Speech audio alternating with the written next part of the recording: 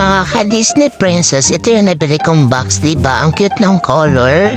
Ayan, nalagay ko na yung mga unnecessary things ko sa loob. At itong maliit, ilalagay ko yung unnecessary things ko, diba? Ang ganda kaya sa room.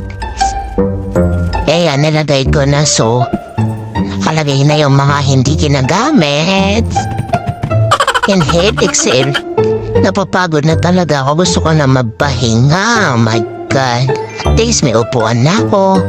Diyos ko, anong oras ako matatapos nito? Tignan niyo naman yung kalat. Hindi pa nangangalahati. At namili nga pala ako ng cortina. Diyan. After how many years, napalitan ko na rin at nagpalit na rin ako ng bedsheet.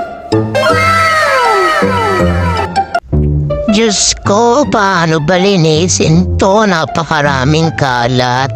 Para naman tong binagyo ni Lindol, ano ba? Dapat maumpisahan na nang matapos na to.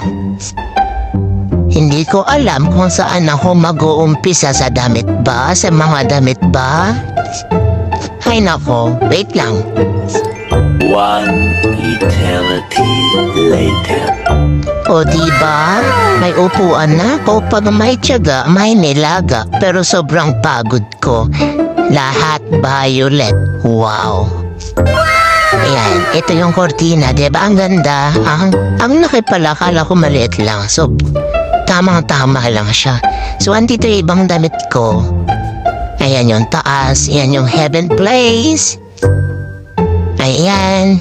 Nalinis na ng bonggang-bongga ang Disney princess. Ayan yung mga medyas ko kasi sa gabi nagme-medyas ako. Bye for now. Thanks for watching.